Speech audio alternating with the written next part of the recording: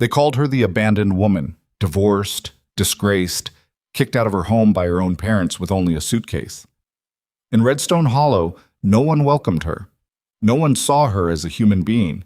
But then two children stepped into the crowded square, took her hand, and asked a question that silenced the entire town. And the man behind those children, he said nothing, just walked up, picked up her flower box, and left. This story will make you believe in humanity again. Watch to the end, like and comment with the name of the city you're watching so I know how far my story has come. The morning Maeve Rowan left the only home she had ever known, nobody came to see her off. Not her mother, who had stood in the kitchen doorway the night before with her arms crossed and her face set like she was waiting for a train that had already left. Not her father, who had not looked directly at her in 11 days.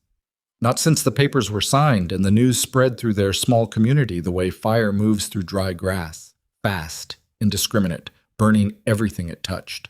Not her younger sister, who had slipped a note under Maeve's door that read, "I'm sorry," and then gone to stay at a friend's house to avoid the unpleasantness of a real goodbye. Maeve carried her own suitcase down the front steps. It was a brown leather bag her grandmother had left her, cracked along one side and fastened with a belt strap because the original clasp had broken years ago, and nobody had ever bothered to fix it. It was heavy. She switched hands twice before she reached the road. She did not cry.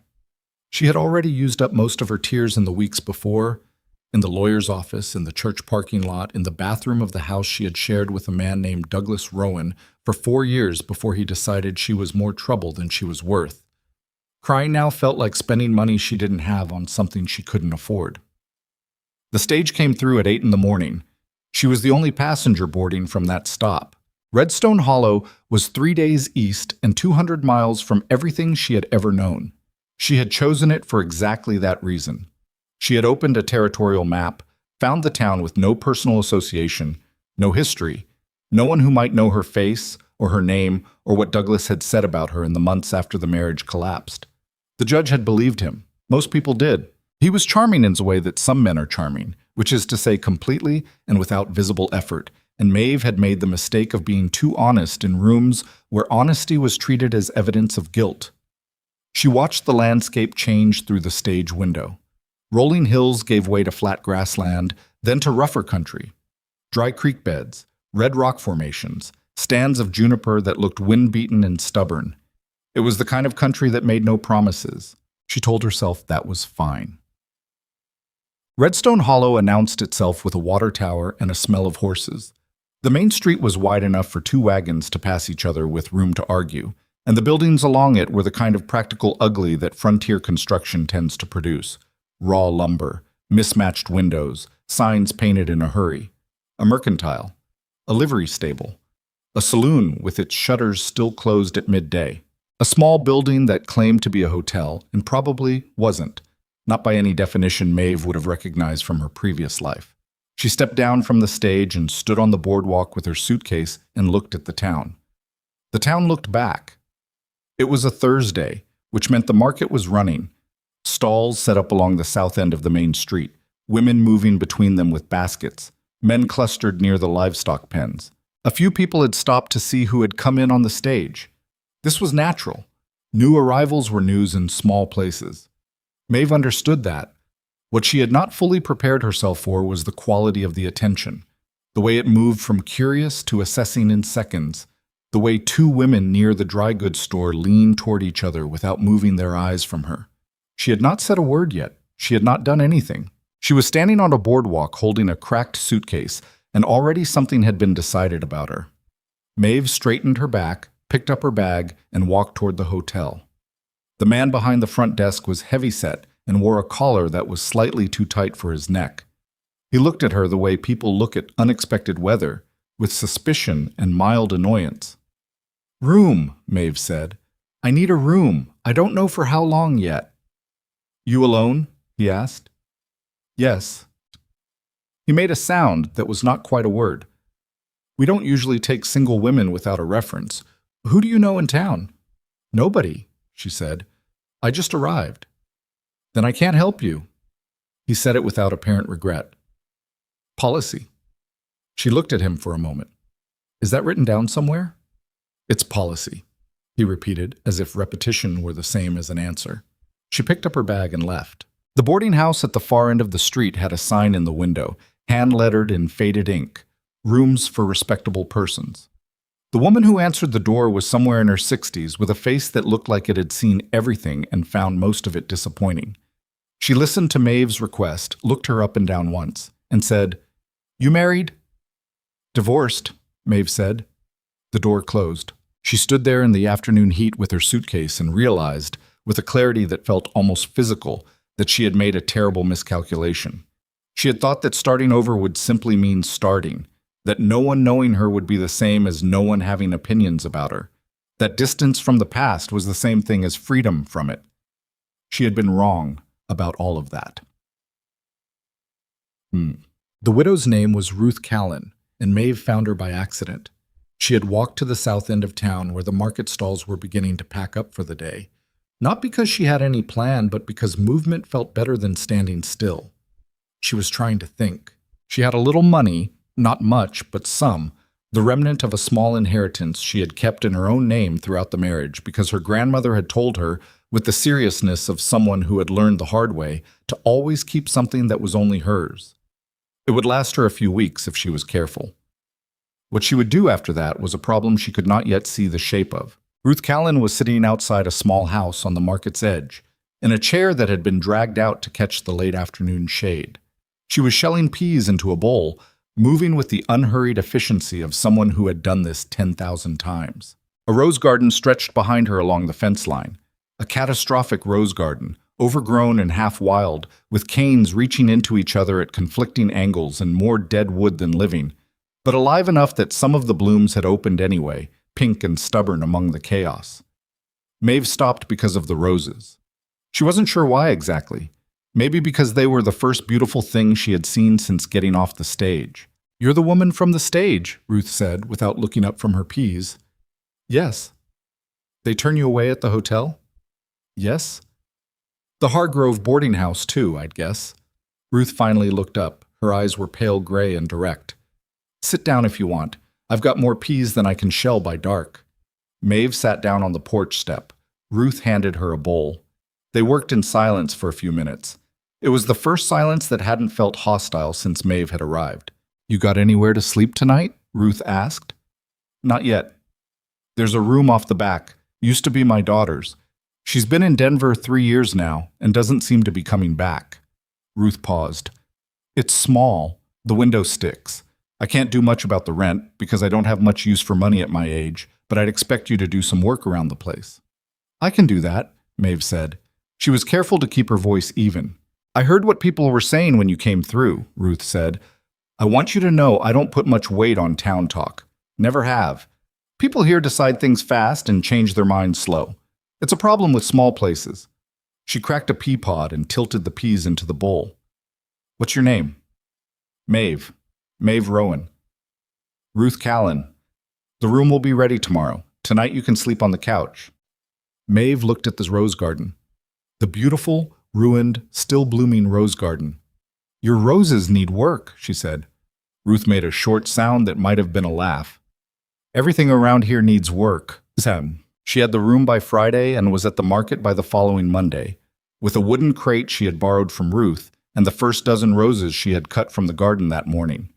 It had taken her the better part of 3 days to begin to understand what the garden needed. She had pruned dead wood until her arms ached. She had dug around root crowns, worked compost into the soil from the bin Ruth kept behind the kitchen. She had untangled canes that had been growing into each other for what looked like years. It was hard physical work, dirtier than anything she had done since childhood, and she came in each evening with soil under her fingernails and scratches on her forearms from the thorns, and she felt, to her own surprise, something close to satisfied. The roses she brought to market were not perfect. Some had petals slightly irregular, some stems a little shorter than ideal, but they smelled the way roses are supposed to smell, which is to say, completely, with a heaviness that made the air around the crate feel different from the air 2 feet away. She set up in a corner of the market near the end of a row and arranged the flowers as best she could in 2 tin cans of water she had carried down. Then she stood behind the crate and waited. The first hour, nobody stopped. She watched the market move around her. She watched women she didn't know carry baskets between stalls, watched men examine horse tack and grain prices, watched children run between legs while mothers pretended not to notice. She recognized some of the faces from her first day. The women who had whispered near the dry goods store, the hotel keeper who had turned her away. Nobody looked at her with hostility exactly. They looked at her with the careful non-attention people give to things they have already dismissed. A little girl stopped in front of the crate and stared at the roses with her mouth slightly open. "Pretty," the little girl said. "Thank you," Maeve said. The little girl's mother appeared behind her, took her hand, and pulled her away without speaking. Maeve watched them go. She picked up a rose that had fallen sideways in its can and straightened it. An old man bought 3 stems, red ones, for what he said was his wife's birthday. He counted coins out slowly, double counting, and then thanked her twice with a kind of formality that suggested he was not quite sure of the right protocol. She thanked him back. By mid-morning, she had sold 8 roses and felt, absurdly, like she had won something small. A woman named Dorothea Vance stopped near the end of the morning, not to buy but to talk. She was the wife of one of the town's larger landowners, as far as Maeve could tell, well-dressed, well-fed, with the smooth confidence of someone who had never had to worry much about whether she was welcome somewhere. She looked at the roses with mild interest and then looked at Maeve with something sharper. "You're the one staying at Ruth Callan's," she said. It wasn't a question. "I am." "She's a good woman, Ruth. Strange sometimes, but good." Dorothea picked up a yellow rose and turned it between her fingers. "You were married before." "Yes." "And now you're not." "That's right." Dorothea set the rose down. "Well," she said, and let the words sit there, doing a lot of work. "I'm just selling flowers," Maeve said. "Of course you are." Dorothea looked at her a moment longer, with an expression that was not quite unkind and not quite kind. "Good luck to you." She walked away. She did not buy anything. The days settled into a shape. Maeve rose before Ruth, put water on for coffee, went out to the garden to check what needed cutting. She learned slowly which canes to favor and which to remove, which plants were struggling with the soil, and which had adapted themselves to the conditions so thoroughly that they barely needed tending. The Callan garden had been neglected for years, and there was something almost companionable about that, the way it responded to even basic attention. New growth appeared in places she had cleared, colors she hadn't expected, a deep burgundy, an orange-pink she had no name for, emerged as the summer advanced. At market, her stall grew modestly. She added lavender when it came in from Ruth's back beds, then dried herbs bundled with twine that she sold for the kitchen. She kept her prices low enough that ordinary women could buy, not just the Dorothea Vances of the town. Gradually, not quickly, not dramatically, a few regular customers appeared. An older woman named Bessie who came every Thursday for whatever red blooms were available. A young man who bought a single stem most weeks with the shy intensity of someone conducting an ongoing courtship. A girl of about 12 who would stand and look at the flowers for a long time before selecting the one she wanted, handling the choice with the seriousness it deserved. Maeve learned their names. She remembered what they had bought before. She did not make friends, exactly. The town had not made room for her the way it might have for a woman with different circumstances. She heard what was said. You could not avoid hearing things in a town that size, and people did not always bother to lower their voices. Divorced woman. Came from nowhere. Nobody knows why she left. The implication being, in the way these things worked, that no one left unless they had done something wrong. She did not argue with it. There was no productive argument to be made with an insinuation. She showed up at market. She tended the garden. She paid her small rent to Ruth and helped with the heavy work around the house. She ate supper in Ruth's kitchen and listened to Ruth talk about the town's history with the particular combination of affection and exasperation that came from knowing a place too long to either love it simply or leave it. "People here aren't bad," Ruth said one evening, stirring something on the stove. "They're just scared of what they don't have a category for." "You don't fit their categories, Maeve. That makes them uncomfortable." "I know," Maeve said. "It won't last forever. Either you'll fit eventually or you'll stop mattering to them, which amounts to the same thing in terms of getting on with your life." "Which one do you think will happen first?"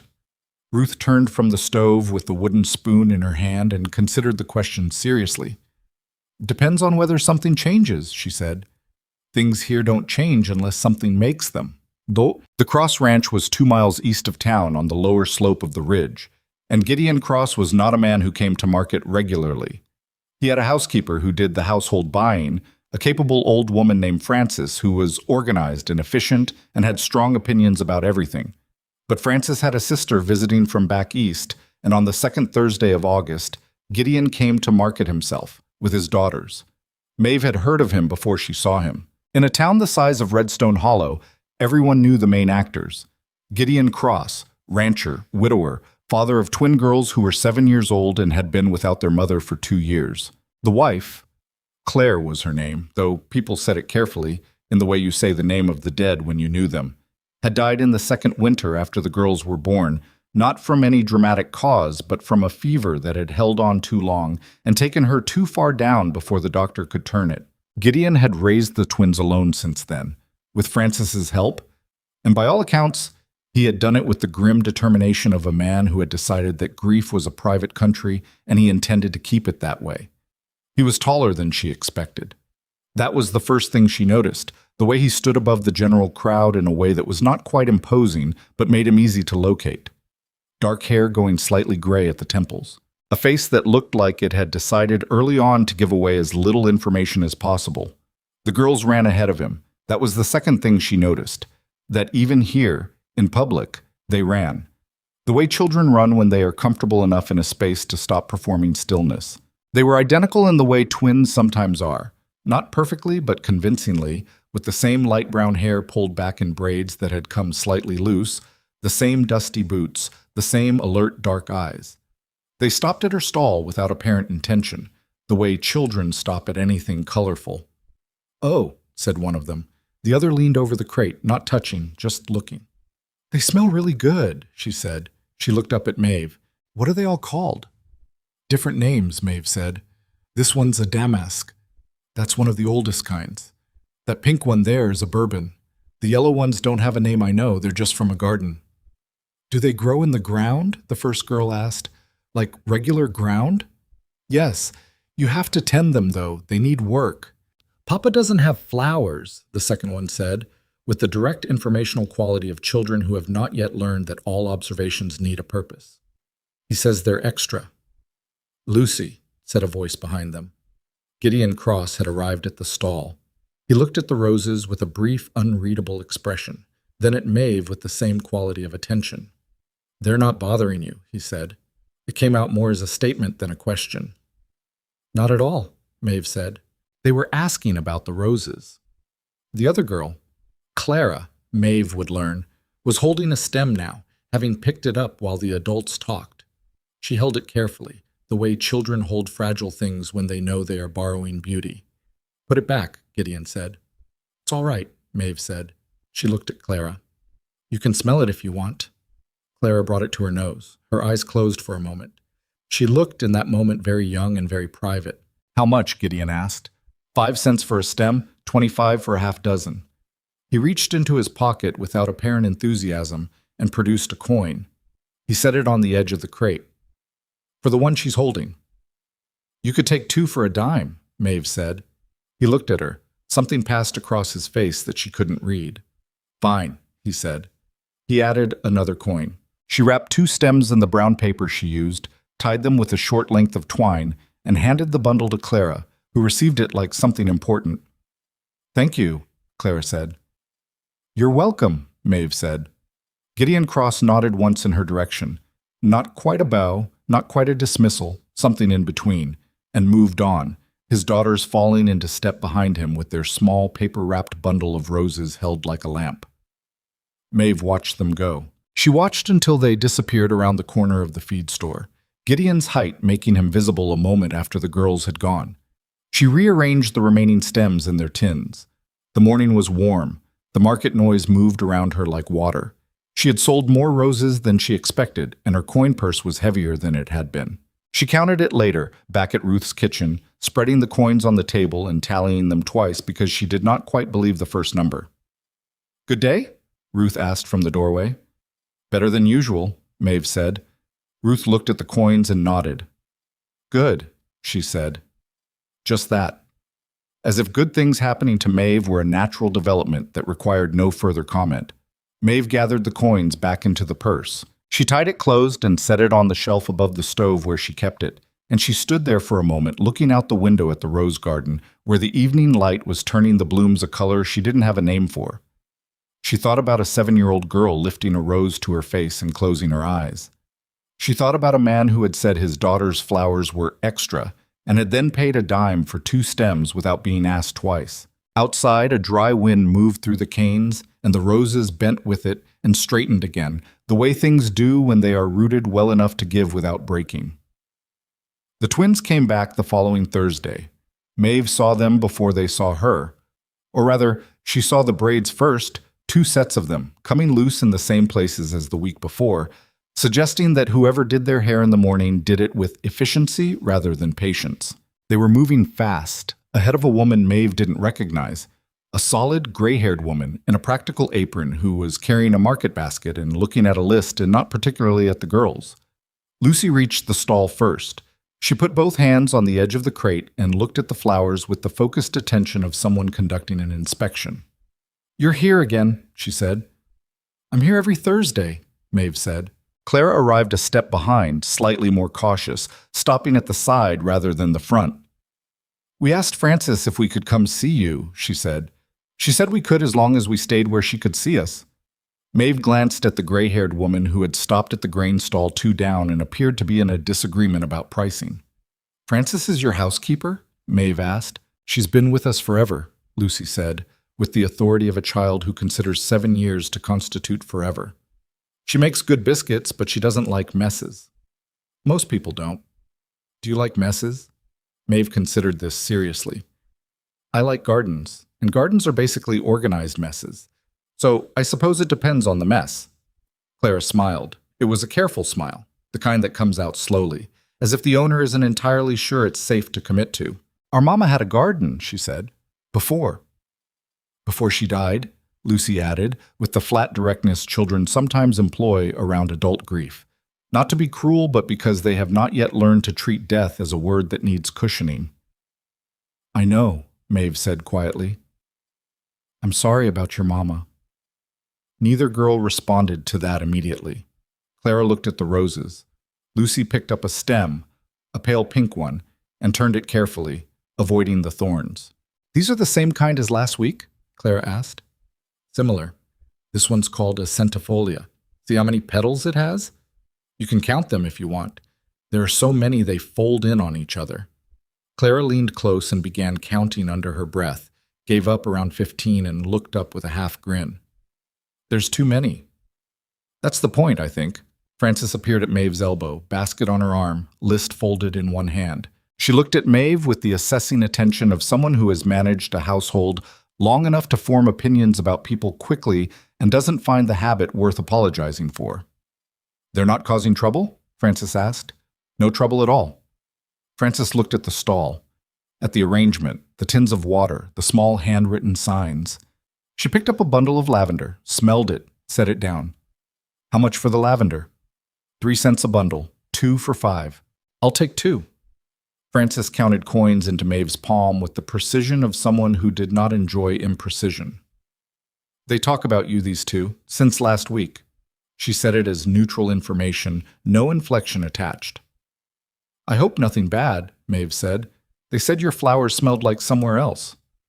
Frances tucked the lavender into her basket. "Come on, girls, your father wants us back before noon." Lucy set the pink rose back carefully, stem end down, exactly where she had found it. It was the kind of small carefulness that suggested she had been told more than once to be gentle with things that weren't hers. "Will you be here next Thursday?" Clara asked. "Every Thursday," Maeve said again. Clara nodded, as if this were important information she needed to store properly. Then she followed Frances, and Lucy followed Clara, and Maeve watched the 3 of them move back into the market crowd until the braids disappeared. They came 5 Thursdays in a row. Each time, Frances brought them and went about her marketing while they stood at Maeve's stall and talked.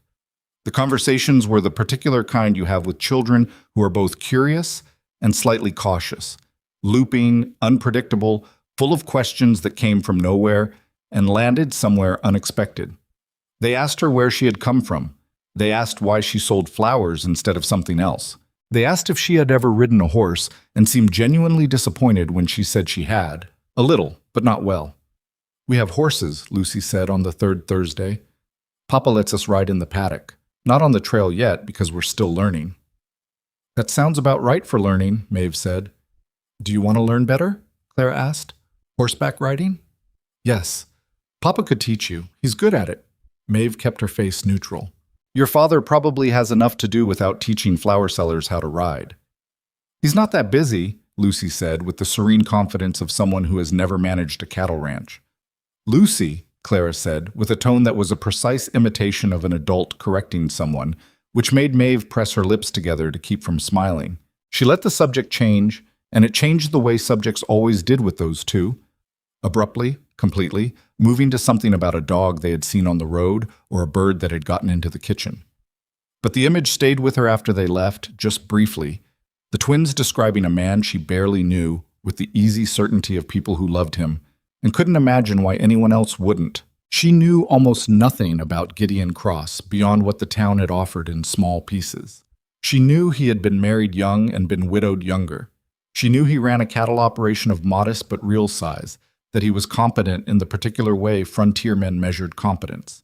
He didn't lose livestock, didn't run up debt, didn't get into the kind of trouble that ended up in public argument. She knew he said very little in company, and that this was interpreted, depending on who you asked, as either admirable self-possession or general unfriendliness. She had seen him at market twice more since the first day, both times briefly. He acknowledged her both times with the same single nod he had used before, that ambiguous gesture that could have meant several things and probably meant nothing in particular. She had not tried to extend either encounter. She had no reason to. She told herself she was not thinking about him. This was not entirely true, but it was true enough to be functional. The talk about her in town had settled into a groove by September, which was both an improvement and its own kind of problem. In the early weeks, she had been actively talked about, a fresh source of speculation, her past examined and re-examined with the attention people give to new information. Now she had become something more permanent, a fixture in the town's catalog of opinions, filed under a heading that would not easily change. She understood this from the market, from the way certain conversations stopped when she came within earshot, from the way Dorothea Vance and her particular circle of friends always seemed to be discussing something very interesting whenever Maeve passed. Once, going to the mercantile for Ruth, she had heard her name through an open window, that Rowan woman, the divorced one, and she had kept walking because there was nothing to do with it except keep walking. The girls, she thought sometimes, were the only people in Redstone Hollow who spoke to her without agenda. On the sixth Thursday, they came alone. Not completely alone. Frances was 30 yards away at the fabric stall, near enough to see them, but engaged in a conversation that had drawn her full attention. The girls appeared at Maeve's stall with something slightly different in their manner, a quality of purposefulness that hadn't been there before. "We want to ask you something," Clara said. "All right," Maeve said. They looked at each other. That quick, wordless consultation twins do, an entire conversation in 2 seconds. "Do you like children?" Lucy asked. "Yes," Maeve said. "I do." "Do you like us specifically?" Clara asked. Maeve looked at her. "Yes, I like you specifically. Would you want to—" Clara started and then stopped. "We heard some ladies talking," Lucy said, with the uncomfortable directness of someone delivering information they would rather not have. "At the church social, about you." Maeve kept her expression even. "What did they say?" "They said that nobody decent would ever want a woman like you," Clara said quietly, with a care that suggested she had spent time thinking about whether to repeat it. "They were talking about you and Papa in the same— They were saying he'd never— that you weren't—" She stopped again. Her jaw was set. The market moved around them. Somewhere a horse stamped. "People say a lot of things," Maeve said. Her voice came out steadier than she expected. "It wasn't true," Lucy said. "What they said. It wasn't true and it wasn't fair." "I know." "We know too," Clara said. She reached across the crate and picked up Maeve's hand, the way children reach for things they want to hold on to, without the self-consciousness adults bring to the gesture. She just took it, her small fingers wrapping around Maeve's. "We wanted to ask you. We want—" She looked at Lucy again. Lucy nodded. "Will you come home with us?" The noise of the market did not stop. The world did not pause. But Maeve felt something go very still inside her chest, like a room where someone has just turned off a sound you hadn't realized was constant. "Clara," she said. "We mean it," Lucy said. "We've been talking about it. We want you to come. We want—" Her voice lost something for a moment. A wobble she covered fast. "We want someone who knows our names and brings flowers and doesn't look at us like we're a sad story." She said it fast, the way children say hard things, getting through it before they can change their minds. "Frances is good, but she's not. She doesn't sit with us," Clara said. "Not really." Maeve looked at the two of them. 7 years old, standing at a flower stall in the middle of a Thursday market, asking a woman they'd known for 6 weeks to come home with them because nobody decent had thought to ask her anything else. She did not know what to say. She was trying to find the right version of "I can't," the kind that wouldn't hurt them, that would explain without wounding, when she heard the sound of boots on the boardwalk behind the girls. Steady, unhurried. Gideon Cross came through the market crowd like water finding a path. Not pushing, just moving in a direction until the space made room for him. He stopped behind his daughters and looked at Maeve, and she could not tell from his face whether he had heard any of it. "Papa," Clara said immediately, turning, her voice caught between guilt and hope. He looked at her, then at Lucy, then back at Maeve, and the look lasted a moment longer than his usual nod. The market had not stopped, but the people nearest to them had. Dorothea Vance was at the stall across the lane, and she was not pretending to shop anymore. 2 other women had found reasons to be near enough. Nobody said anything for a moment that felt longer than it was. Then Gideon Cross reached past his daughters, picked up Maeve's flower crate from the stall, her whole crate, the tins of water and the bundled lavender and the remaining roses, and tucked it under one arm with the easy efficiency of a man accustomed to carrying things. He looked at Maeve. "We've got room," he said. It came out flat, not unkind, the way he said most things. Stripped of performance, just the content. "Mr. Cross, Gideon," he said, "and I mean it, if that's what you're worried about. I don't say things I don't mean." Maeve looked at the girls, who were both watching her with an intensity that was exhausting and absolutely genuine. She looked at Gideon, who was standing there holding her crate and waiting with the patience of someone who had decided and did not intend to undecide. She looked at Dorothea Vance, who was watching from across the lane with an expression that was working very hard to contain itself. She looked back at Gideon. "All right," she said. She said it quietly, almost to herself, and then louder to him. "All right." The girls made no scene. Lucy took Maeve's hand. Clara took the other one.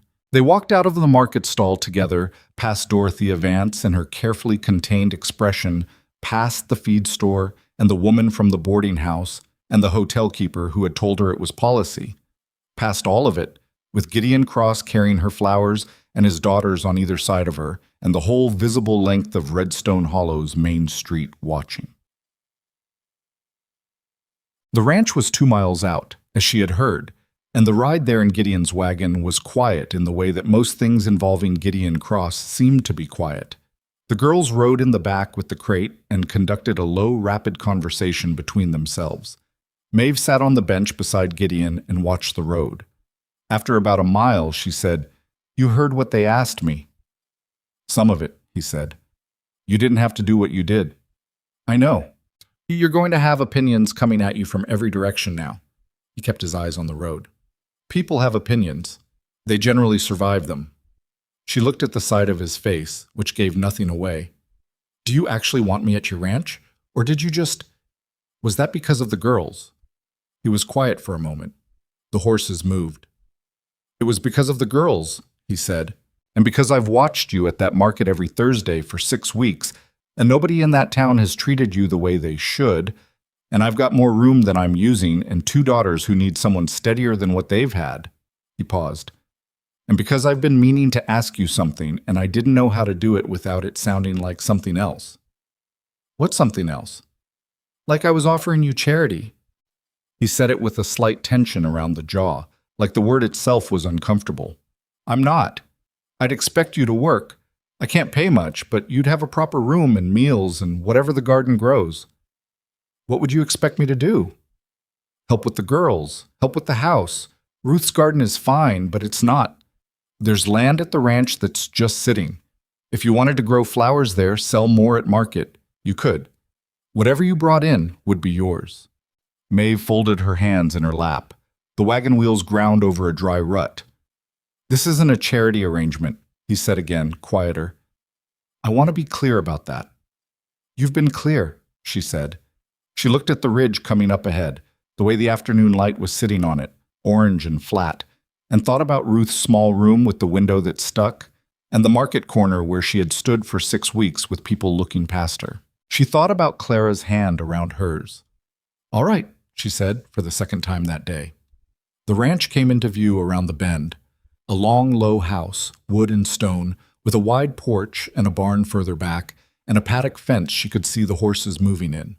It was not beautiful exactly, but it had the solid look of a place that had been maintained with attention, the look of somewhere a person had decided to stay. The girls were already scrambling out of the back before the wagon had fully stopped. Come see your room, Clara called, and then corrected herself, looking briefly at her father. Come see the room, the guest room. Come see it. Gideon set the brake and climbed down. He lifted the crate out of the wagon bed and set it on the ground and looked at Maeve. Don't let them overwhelm you, he said. They do that. I can see that, Maeve said. Something moved across his face. A brief thing, barely there, gone fast. She thought it might have been the beginning of a smile. She did not intend to stay long. That was what she told herself in the first weeks, that she was helping, temporarily, and when the girls were settled and the arrangement had served its purpose, she would move on.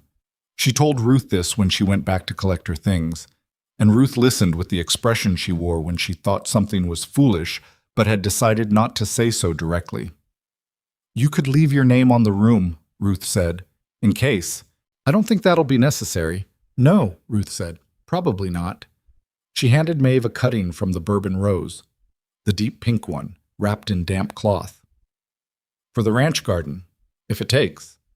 Maeve stood in Ruth's kitchen with the rose cutting in her hands and felt for a moment the full strangeness of her life's current shape. 3 months ago, she had been standing on a stage platform with a cracked suitcase, turned away from hotels, eating supper alone.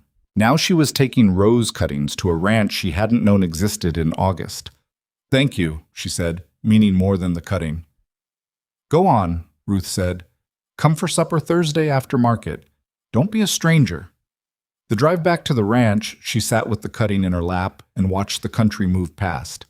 The same road she had come out on. Different in the afternoon light. The room they gave her was off the back of the house, with a window that looked out over the east pasture. It was plain, a bed, a washstand, a wardrobe that was slightly too large for the space, but it was clean, and the window was a proper window that opened all the way. And when she lay in bed that first night listening to the sounds the ranch made in the dark, horses shifting in the barn, wind in the pasture grass, the distant sound of coyotes on the ridge, she felt something she had not felt in months. Not safe, exactly. The feeling was too new and too uncertain for that word, but something adjacent to it, something that the body recognizes before the mind names it. The next morning she was in the kitchen at first light. She didn't ask whether she should be. She simply was, because someone needed to be, and she was awake, and it was something she knew how to do. She found flour and coffee and the iron pan hanging on the wall, and she had biscuits in the oven and coffee on the stove when Frances came in 20 minutes later and stopped in the doorway. They looked at each other. I wasn't trying to step on anything, Maeve said. If you'd rather do it, I'll do something else. Frances looked at the stove, then back at Maeve with the appraising look she'd used at market. Can you make gravy? Yes. Then make the gravy. I'll do the eggs. She moved to the icebox. You'll need to know where everything is. Yes. I'll show you after breakfast. She paused, hand on the icebox door. You're not as soft as I expected. I don't think I'm soft at all, Maeve said mildly. No, Frances said. I can see that. and she opened the icebox and said nothing more about it. The girls were something different from what Maeve had anticipated, which was to say they were more complicated. She had expected, without quite articulating it, that they would be open in the way that children who are lonely are sometimes open, hungry for attention, easy to reach. And they were that, some of the time. But they were also 7, which meant they were proud and contradictory and capable of the kind of cruelty that children produce not from malice, but from the pure testing energy of people figuring out which rules apply to them. On the 3rd day, Lucy told her she had made the braid too tight, and it hurt, with an edge in her voice that was aimed at more than the braid. On the 5th day, Clara asked her, flat and direct, whether she was going to leave the way their mother had left, and Maeve had to sit with that question for a moment before she could answer it honestly. "I don't know what's going to happen," Maeve said. "I can't promise you the future. What I can tell you is that I'm not going anywhere right now, and I wouldn't go without saying goodbye properly." Clara looked at her for a long moment. "Okay," she said finally. Not convinced exactly, but willing to hold the answer for a while and see what it turned into. Gideon was harder to read. He was present in the evenings, at meals, but he moved through the house with a kind of careful quietness, like a man who had learned to take up less space than he had. He spoke to the girls in the direct, unhurried way he spoke to everyone, and he spoke to Maeve the same way. No particular warmth, no particular distance, the same quality of level attention he seemed to bring to everything. She couldn't tell, most of the time, whether he was satisfied with the arrangement or simply enduring it. Once, coming in from the garden late in the afternoon with a basket of cuttings, she nearly walked into him coming out of the barn. They both stopped, 2 feet apart, and he looked at the basket and said, "That working? The east bed?" "Better than I expected," she said.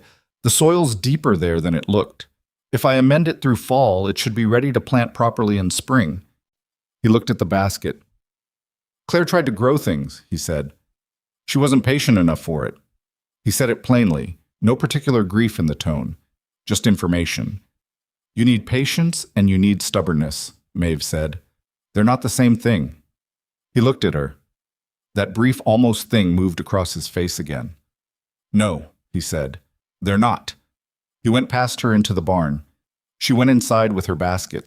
That evening at supper, Clara told a long, winding story about a dog she had seen on the road, and Lucy argued with every third detail, and Gideon ate his supper and occasionally corrected a point of fact, and Maeve sat at the end of the table and listened to all of it and thought that this ordinary, slightly chaotic, imperfect thing was something she had not had in years, and that she was not going to let herself want it too much, because wanting things too much had not served her well.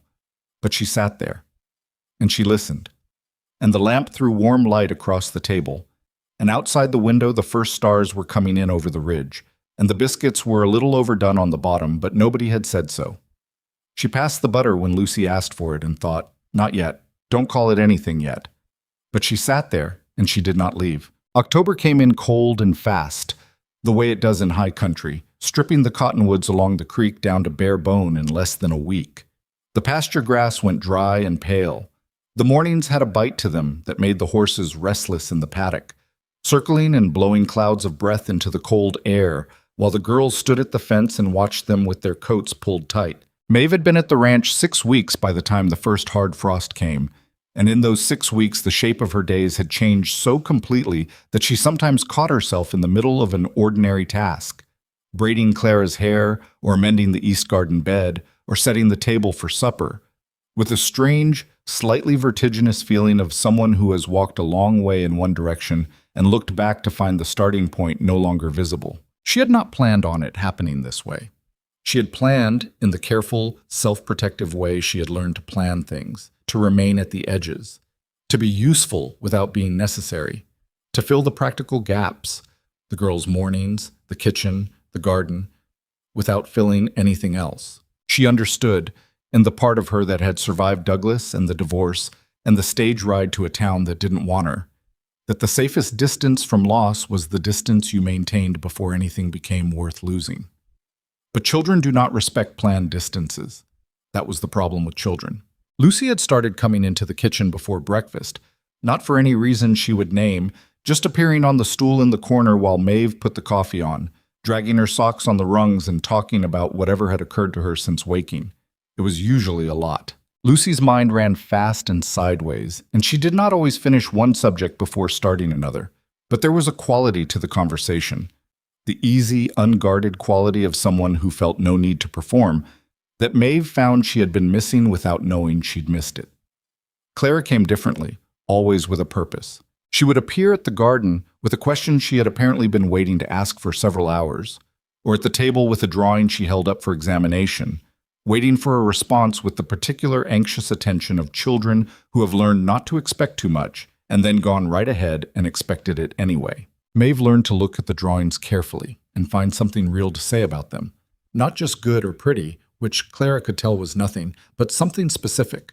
The way she'd drawn the horse's leg, the color she'd chosen for the sky. The day Clara left a drawing on Maeve's bed without saying anything about it, a drawing of 4 people in front of a house, the 2 smallest figures holding hands with one of the larger ones, Maeve sat on the edge of the bed and looked at it for a long time before folding it carefully and putting it in the inside pocket of her coat. She told herself it was just a drawing. She carried it with her for 2 weeks before she admitted what it was. Gideon was harder. Not difficult, not unkind, never unkind, but harder to read.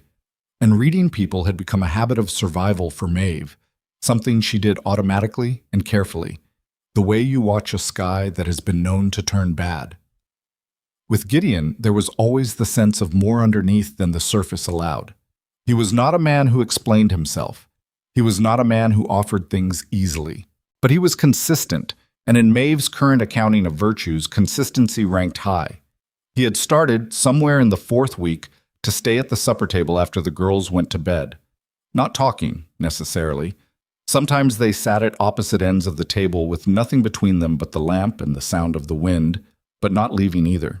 He'd have his coffee and she'd have hers, and occasionally one of them would say something about the ranch, or the market, or something one of the girls had done, and occasionally they said nothing at all, and both states felt to her considerable surprise like the same kind of company. One night in early October, he came in from checking on the cattle in the lower pasture while she was still at the kitchen table with the accounts she had offered to help with. The household expenses, the market income, the feed costs for winter. She had found, going through the previous month's figures, that he was overpaying on grain because he was buying from the town's only miller without checking the prices coming down from the northern supply depot, and she had done the arithmetic 3 times to be sure before she said anything. He stood in the doorway and looked at the papers spread across the table. "I reorganized this," she said. "I hope that's—" "I should have asked." "What did you find?" She turned the ledger toward him and pointed to the comparison she had written in the margin. He came to the table and looked at it. He was standing close enough that she could see the mud on his boots hadn't been knocked off at the door, which was unusual. He was generally careful about that. "Henderson's been charging me 20 cents over what I could get from Billings's depot," he said. 17.5 cents on most of it, more on the winter barley. He was quiet for a moment. "I've been buying from Henderson for 4 years. People take advantage of loyalty sometimes, not always with bad intention. It's just easier not to check." He looked at the ledger, then at her. "You're good with numbers." "My grandmother taught me. She said a woman who couldn't keep her own accounts was a woman who would always need someone else to tell her what she owned." Something shifted in his expression. Not softening exactly, but a small rearrangement. "She sounds like she was practical." "She was the most practical person I've ever known. She also grew roses and kept a cat she claimed to hate, so she wasn't only practical." He looked at the accounts again. He reached past her and picked up the ledger, and she became aware briefly of how close he was. The smell of cold air and horses that had come in with him from outside. He stepped back and sat down across from her with the ledger. "Show me how you ran these figures," he said. So she did.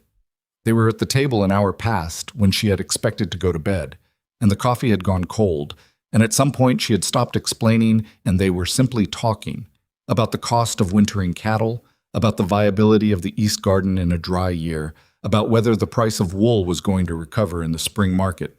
He talked the way he did everything, carefully, without waste. She found herself matching the pace without thinking, which was not something she had done in conversation for a long time. With Douglas, she had always talked slightly faster than necessary, filling space he might otherwise fill with something she'd have to respond to. This was different. This was just two people at a table in the lamplight with cold coffee and a set of accounts between them. When she finally stood to go to bed, he said, "Thank you for this." "It needed doing," she said. Still.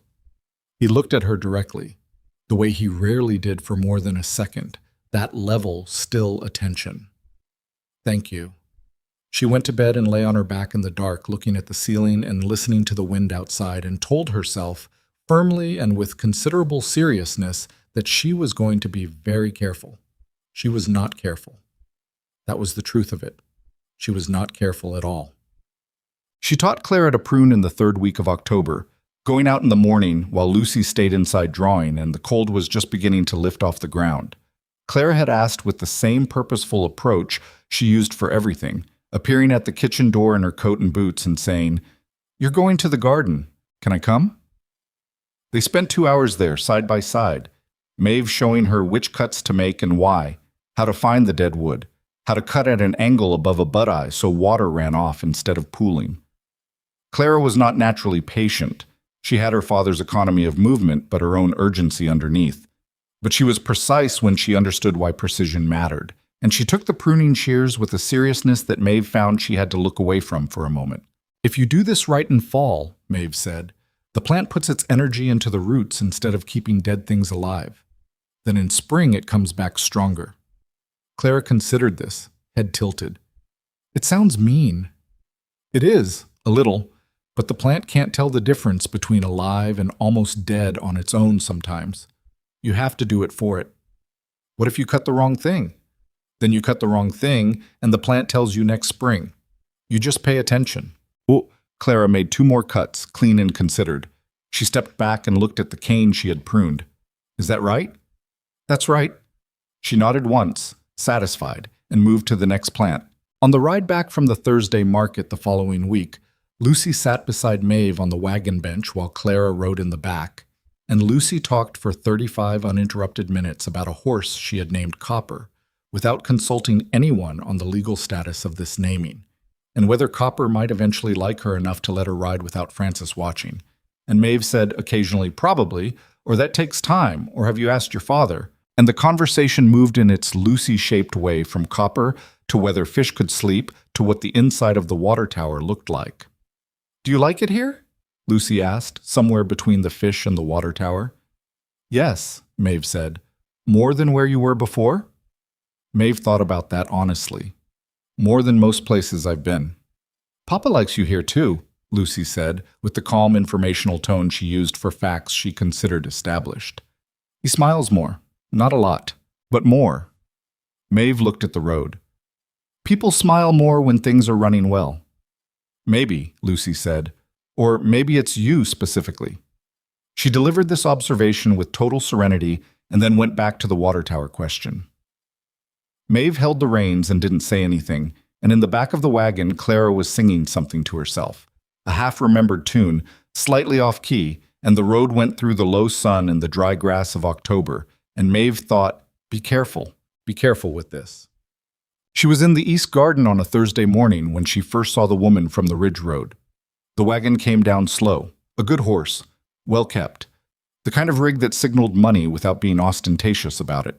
The woman on the bench was somewhere in her mid-30s, dark-haired, dressed in a way that said she had paid attention to what she wore without it being the first thing you noticed. She pulled up at the front gate and looked at the house with the considering expression of someone who had been here before or had been thinking about coming for long enough that she had already formed a picture.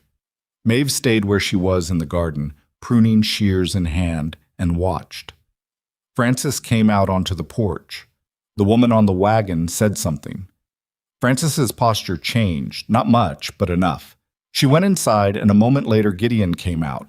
He stood on the porch and looked at the woman in the wagon, and even from the garden, 30 yards away, Maeve could see the change in how he was standing. Still, very still, the way he got when something required him to think before he spoke. The woman climbed down from the wagon without waiting for him to come help her, which told Maeve something, though she wasn't sure exactly what. They went inside. Maeve went back to the pruning. She worked the same section for 15 minutes, making cuts she had already planned, trying to maintain the same attention she had brought to it before the wagon came down the road. She was not entirely successful. Frances came out 20 minutes later, walked to the garden with the directness she brought to everything, and stood at the edge of the bed. "That's Vera Aldrich," Frances said without preamble. "I don't know who that is," Maeve said. "No, you wouldn't." Frances looked into the house, then back at Maeve, with something careful in her expression. "She's from the Aldrich family. They have land north of the Burkett Creek. Old family, good standing. Her husband died 3 years back." She paused. Gideon's mother and her mother were close. When Claire died, there was talk, not formal, but talk, that when a proper time had passed, Gideon would consider Vera. The pruning shears in Maeve's hand were still. She looked at the rose cane she was about to cut. "He told me it wasn't arranged," Frances said. "That's true. Nothing was written, but it was understood. The way things are understood here." She said it with the faint exhaustion of someone who has spent a long time navigating the gap between what is official and what is simply known. "I see," Maeve said. "I thought you should know." "Thank you," Maeve said. She made the cut, clean, angled above the butt eye. The cane fell away. Frances went back inside. Maeve worked the garden for another hour. She was very deliberate about each cut. She did not rush, and she did not look at the house again, and she did not allow herself to think about anything except where each cane needed to go, because the alternative was to think about the obvious thing, and she was not ready to think about the obvious thing yet. Vera Aldrich stayed for an hour, maybe a little more. When she left, her wagon went back up the ridge road at the same steady pace it had come down. Maeve was in the kitchen by then, starting supper. She heard the wagon go, and she did not go to the window. Gideon came into the kitchen 10 minutes before the girls came in from the barn. He stood in the doorway the way he did sometimes when he was going to say something and hadn't quite decided how. Maeve was cutting potatoes.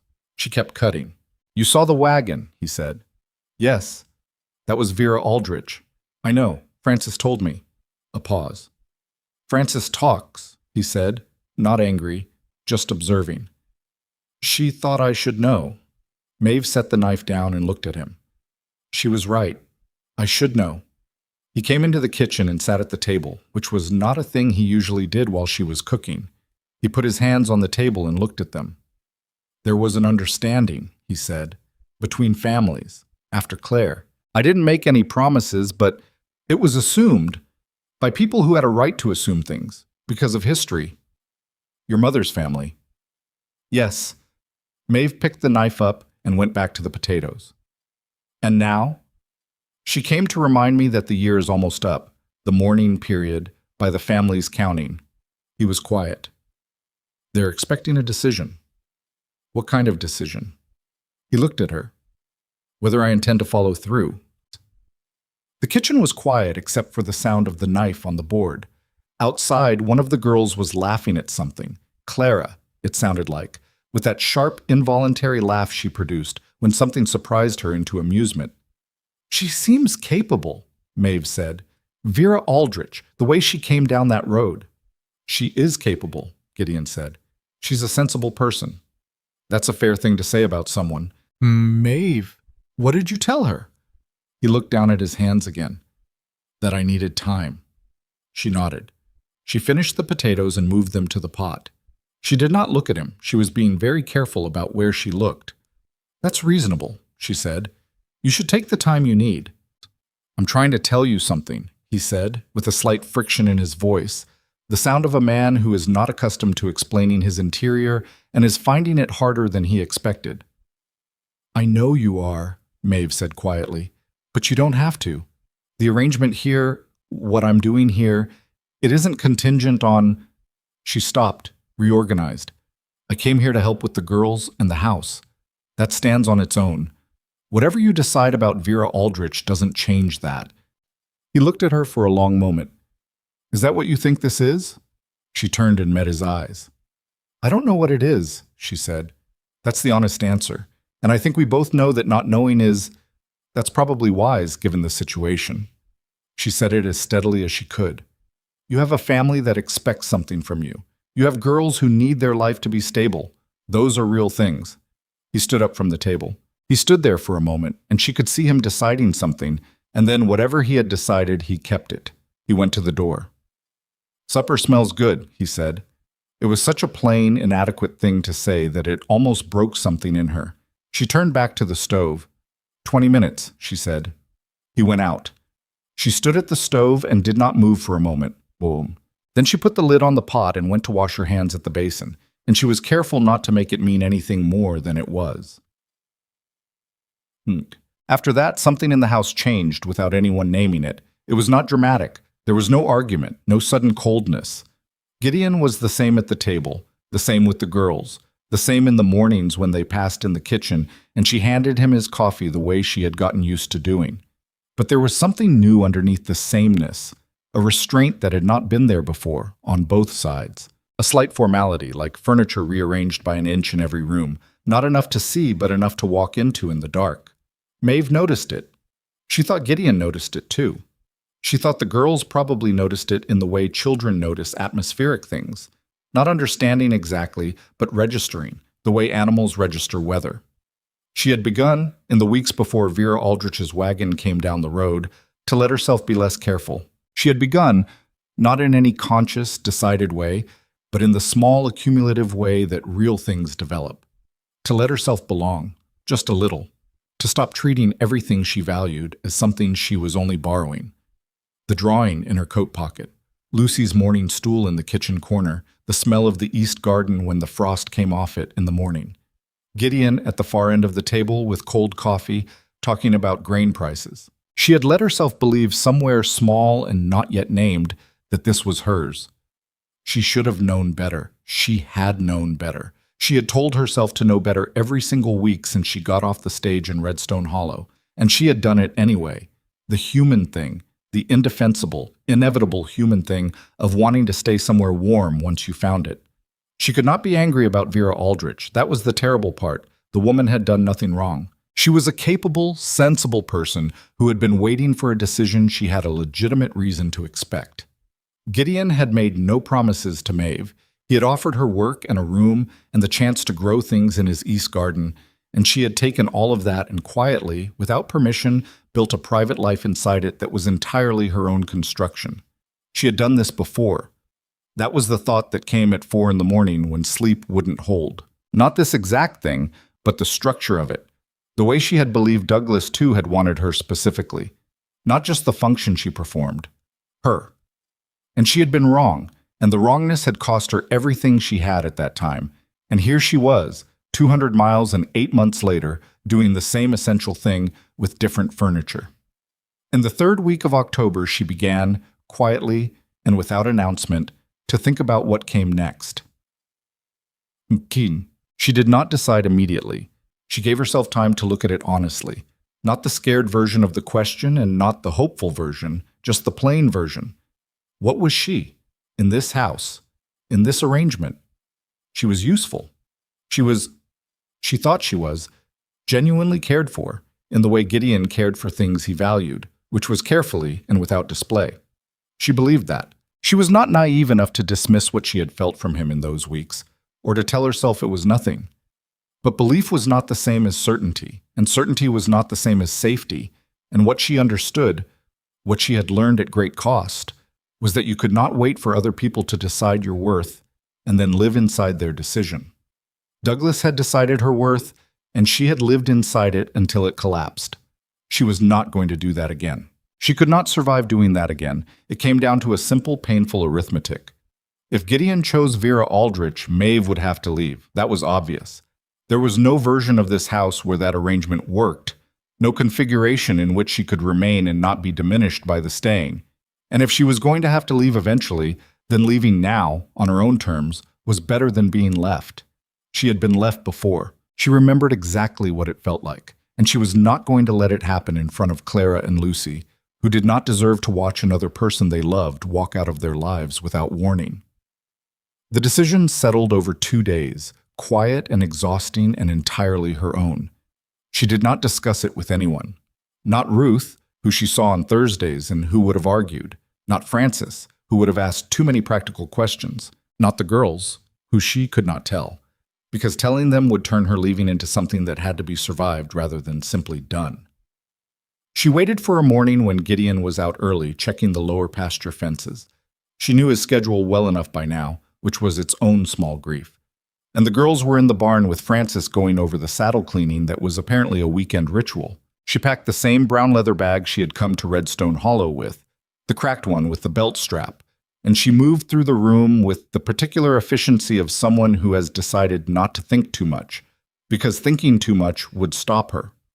The bourbon rose cutting Ruth had given her was in a pot on the windowsill. She had grown it on, and it had taken, and it had 3 new leaves on a stem that was already stronger than she had expected. She looked at it for a long time. She left it. She left it because it was in his East Garden soil now, in a manner of speaking, and because she could not carry a rose cutting in a cracked suitcase, and that was a practical reason to leave it, and she needed practical reasons right now. She wrote 2 notes. One for Frances, explaining in plain terms what she was doing and asking her to give the girls her love and tell them she was sorry for not saying goodbye in person, and that she had not left the way their mother had left, that this was different, that she was choosing to go, and that she hoped someday they could see the difference. She folded the note and put Frances's name on it. The second note she put on the kitchen table, addressed to no one, which meant it was addressed to Gideon. It said, "I'm grateful. I mean that without qualification. Take care of those girls." She looked at it for a moment and then did not add anything else because there was nothing else she could write that would not be either too much or not enough. She picked up her suitcase. The kitchen was quiet. The coffee was still warm on the stove. Through the window, she could see the East Garden, the rose canes she had pruned down hard in the past weeks, the turned soil of the bed she had amended for spring. It looked like nothing right now. It looked like bare ground and dead sticks, the way all gardens look in the necessary interval before the return. She did not look at it long. She went out through the kitchen door, down the porch steps, and onto the road that went back toward town, and she walked with the same straight back she had carried down her parents' front steps on the morning she had left everything before this, and she did not let herself look back. The road was cold. The frost hadn't lifted yet from the grass on either side. Her breath came in clouds. Her bag was heavy on one shoulder, and she switched it to the other after the first quarter mile, and then back again.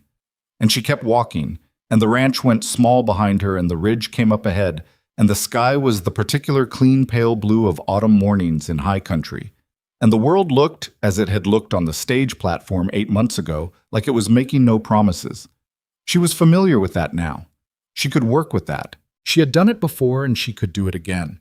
And the roses she had left behind would come back in spring stronger for what she had done to them in fall, and she was going to be fine. And she walked, and she did not cry until she was around the bend, and the ranch was completely out of sight, and even then she did not stop walking. She was back at Ruth's by mid-morning. Ruth opened the door, looked at the suitcase, looked at Maeve's face, and stepped aside without saying anything. That was the thing about Ruth. She had lived long enough to recognize certain moments as requiring silence first and words later, and she had the discipline to act on that recognition, which was rarer than it should have been. Maeve set the bag down inside the door. She stood in the middle of Ruth's front room, which smelled like coffee and the dried lavender that hung in the window, and the familiarity of it, the sameness of it, unchanged from the months she had lived here, hit her in a way she had not anticipated. She had expected relief, coming back to something known. What she felt instead was the specific exhaustion of someone who has done something necessary and painful and is only now, with the doing finished, allowed to feel how much it cost. "Sit down," Ruth said. Maeve sat. Ruth went to the kitchen.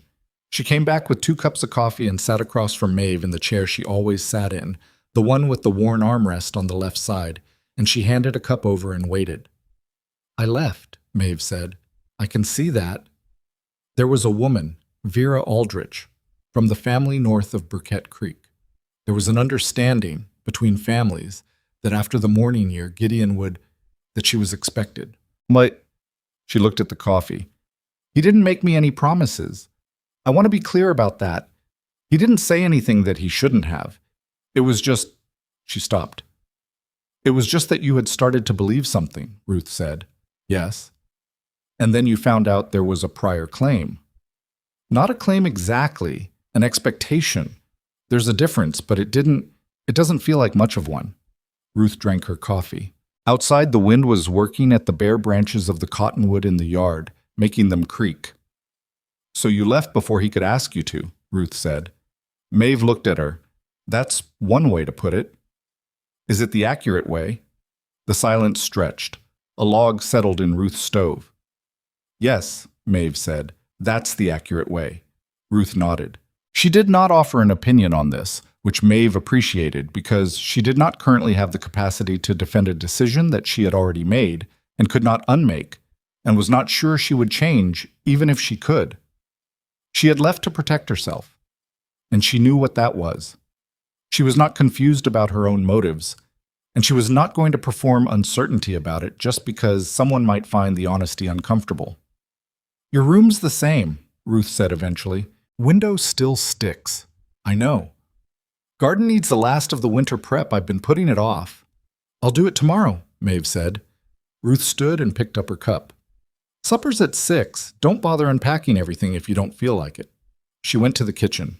Maeve sat in the chair with her coffee going cold and listened to the cottonwood branches and the stove and the ordinary sounds of a house going about its afternoon, and she thought, this is fine. This is manageable. You have done harder things than this. She had. That was true. It did not make the next hour easier, but it was true. She was at market the following Thursday. It was the only logical thing to do. She had a living to maintain and flowers to sell, and a routine that was hers, and had been hers before the ranch and would be hers after. And there was a version of self-respect that required showing up to the thing you had built, regardless of what had happened to other things you had tried to build alongside it. She set up in the same corner she had always used, the end of the row near the grain stall, and she arranged the flowers in their tins and put out the bundled lavender and waited for the market to open around her. She knew people were watching. She had always known that. The difference now was that she had a fuller sense of what they were watching for. They had seen her leave the market 2 months ago in Gideon Cross's wagon with his daughters on either side of her, and they had spent those 2 months forming opinions about how that would end, and now they were waiting to see whose opinion had been right. She could feel the attention on her stall the way you feel sun on the back of your neck. Not painful, just present and impossible to ignore. Dorothea Vance came by before 9. I heard you'd left the Cross Ranch, she said. Word travels, Maeve said. In this town, yes. Dorothea picked up a stem, a yellow one, and turned it in her fingers. Her voice had the careful neutrality of someone who has strong feelings and is choosing not to display them, which in Maeve's experience generally meant the feelings were unsympathetic. I suppose it was inevitable. A man like Gideon Cross was always going to make the sensible choice. Maeve looked at her. Is that what you came over to tell me? Dorothea set the flower down. I came to buy flowers. Then I'll help you with that. Something in Dorothea's expression shifted. Not much, but enough. She bought 3 stems of the yellow roses without saying anything else and moved on. Maeve watched her go and then helped the next person who stopped, a young woman she didn't know, and then old Bessie who wanted her usual reds, and the morning moved forward the way mornings at market always did, in small increments, one customer at a time, the town revealing itself through what it chose and what it said and what it conspicuously didn't say. Bessie held on to Maeve's hand a moment longer than necessary when she took her change. You're all right? She asked, with the directness of someone old enough to have stopped treating the question as impolite. I'm working on it, Maeve said. Bessie nodded as if this were the only honest answer, and she respected it for being honest. Good girl, she said, which was an odd thing to say to a woman of 31, but Maeve found she didn't mind it. At the ranch, the silence came down fast. That was how Frances described it later to Ruth, who relayed it to Maeve in the careful, edited way Ruth relayed things she thought were important. Not gossip, just relevant information, offered once and not repeated. The girls had come in from the barn to find Maeve's room empty and 2 notes on the table. Lucy had read hers twice, folded it with extreme precision, and put it in the pocket of her dress and not taken it out again for 2 days. Clara had not cried immediately, which Frances found more troubling than if she had. She had stood at the kitchen door looking at the east garden for a long time, and then she had gone to her room and shut the door, and when Frances knocked an hour later, she had said she was fine, which was not credible but which Frances honored because there was nothing else to do with it. Gideon had read his note at the kitchen table. He had read it twice, the way Lucy had read hers, and then he had folded it and put it in his shirt pocket and gone out to the barn and stayed there for 3 hours doing work that Frances strongly suspected did not need doing. That evening at supper, the three of them sat at the table, Gideon and Lucy and Clara, and the silence was the kind that has a shape to it, that presses against the walls of a room and makes the ordinary sounds of eating seem loud by contrast. Lucy ate half her plate and asked to be excused. Clara ate all of hers with the methodical determination of someone performing normalcy on purpose. Gideon ate without appearing to taste anything. On the second evening, Lucy said, at no particular point in the meal, she said she was choosing to go. In the note, that it was different from... She stopped. She said it wasn't the same as Mama. I know what the note said, Gideon said. Do you think she'll come back? He was quiet for a moment. I don't know. You could ask her, Clara said, without looking up from her plate. She said it with a flatness that was different from her usual directness, a flatness that had an edge underneath it, like something that had been worn down to a harder layer. Clara, Gideon said. I'm not being rude, Clara said. I'm being logical. If you want her to come back, you could ask her. That's how asking works. He did not respond to this, and Clara went back to her supper, and Lucy watched her father's face with the attention she brought to things she was trying to understand. Frances heard all of this from the kitchen doorway, where she was pretending to be busy with something that didn't require her presence. She had worked for this family for 5 years, and she had seen Gideon Cross navigate a death, and a grief, and 2 daughters, and a ranch, and the particular loneliness of a man who was too competent to ask for help, and too honest to pretend he didn't need it. She had not seen him look, until this week, like a man who had made the specific kind of mistake that you cannot fix by working harder. She told him so, on the 4th day, while he was at the kitchen table with the accounts, and she was putting up the last of the season's preserves. I'm not telling you what to do, she said, without preamble, because she had earned the right to approach things without preamble. But I'll tell you what I can see from where I'm standing. Those girls haven't smiled since Tuesday, and you've checked the south fence line 3 times in 4 days, and it was fine the first time.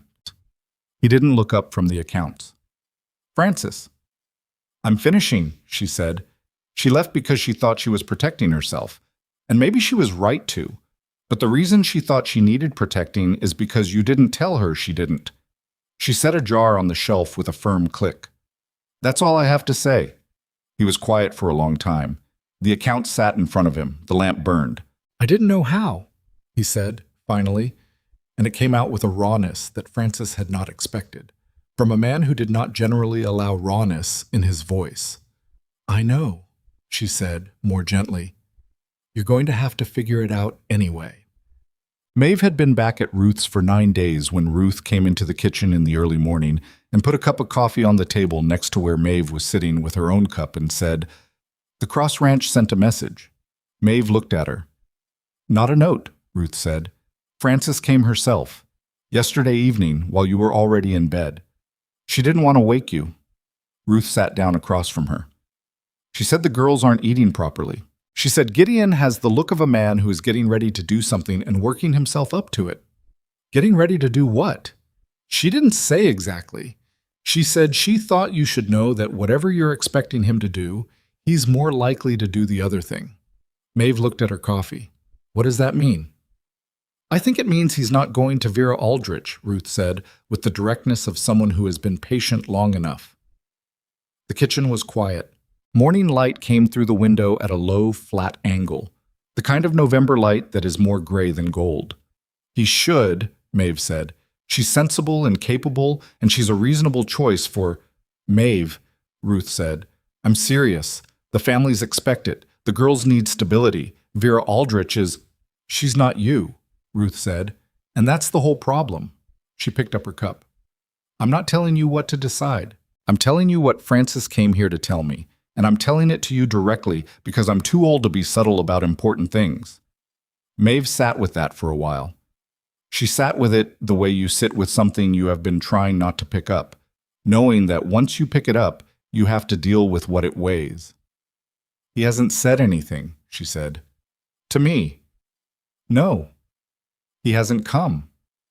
Not yet, Ruth said. Not yet. 2 words that contained the whole shape of a possibility she had spent 9 days trying not to have. She got up and went to the window. The rose garden was fully pruned now, bare and severe in the November light. The canes cut back hard. It looked like nothing. It looked like it was over. She knew better than that. He came on a Friday. Not Thursday, not market day. A Friday at just past 7 in the morning, when the frost was still on the ground and the light was the low, pale kind that made everything look raw and new at the same time. Maeve was in the garden, because she was always in the garden when she needed to think and couldn't stop, turning over the soil in the beds that would sit dormant through winter and be ready in spring. She heard the horse on the road before she saw it. One horse, moving at the pace of someone who is not in a hurry because they have already decided, and hurry is beside the point now. She straightened from the bed and looked at the gate. Gideon dismounted and tied the horse to the fence post. He stood there for a moment with his hand still on the reins, looking at her, and she looked back at him across the length of Ruth's garden, and the morning was very quiet. He came through the gate. He stopped a few feet from her, far enough that it was not presumptuous, close enough that she could see his face clearly. The way he looked when he was not editing himself, which was tired and honest and a little afraid. And that last part surprised her because she had not known until that moment that Gideon Cross was capable of looking afraid. "I owe you an explanation," he said. "You don't," she said. "You didn't make any." "I'm going to give you one anyway," he said, with a slight sharpness that was not anger, but was its cousin. The friction of a man who has prepared himself to say something difficult and doesn't want to be talked out of the approach before he gets there. "So I'd appreciate it if you'd let me." She was quiet. She still had the garden trowel in her hand. She looked down at it and set it on the edge of the bed. "I told Vera Aldrich no," he said. 2 weeks ago, before you left." She looked at him. "I told her that I appreciated the expectation, and I understood what our families had assumed, and that I couldn't honor it because it would be dishonest, because there was already someone." He stopped. He looked at the ground for a moment, the way he looked at the accounts when a figure wasn't adding up the way he expected. "I'm not good at this." "I can see that," she said, not unkindly. "I should have told you. When Vera came, I should have said something that night instead of sitting at your table talking about nothing and then going to bed and leaving you to think whatever you were going to think." He looked up. "I let you leave without telling you that I'd already made a choice. That was wrong. I know it was wrong. I'm not here to ask you to pretend it wasn't." The wind moved through the bare rose canes. Maeve stood in the November garden and looked at him and thought about the drawing in her coat pocket, and the morning stool in the kitchen corner, and the sound of Clara singing off-key in the back of the wagon on the way home from market. "What are you here to ask?" she said. He took a breath. "I'm asking you to come back. Not because the girls need you. They do, but that's not the reason. And if I used them as the reason, you'd know it wasn't the whole truth, and you'd be right to." He said it steadily, making himself say it the way you make yourself do the thing you're afraid of. Not gracefully, not with ease, but completely. "I'm asking because the house is wrong without you in it. Because I sat at that table for 9 nights looking at the accounts, and I couldn't make the figures mean anything because there was nobody across the table, and that—" He paused. "That shouldn't matter as much as it does, and it does anyway." Maeve looked at him for a long moment. "You should have said something," she said, "before. When Vera came."